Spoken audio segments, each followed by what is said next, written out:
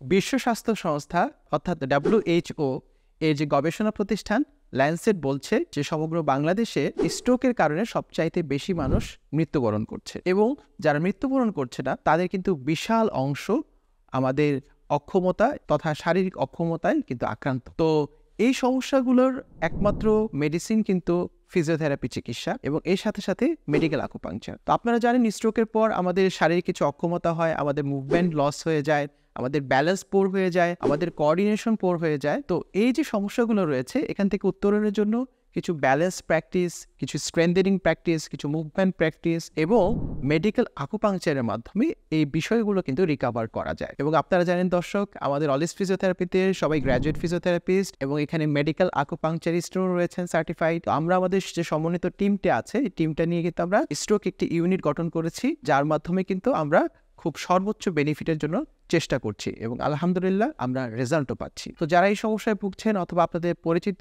যারা আছেন স্ট্রোকে ভুগছেন, হতে পারে এটা ওল্ড স্ট্রোক, কিন্তু ইনশাল্লাহ আমরা রিকভারি পাচ্ছি। আপনারা এই সমস্যা যারা রয়েছে তারা আমাদের কাছে রেফার করবেন অথবা আসবেন এবং আশা করছি আপনারা অনেক অনেক বেটার থাকবেন। ভিডিওটি দেখার জন্য সবাইকে অনেক অনেক ধন্যবাদ।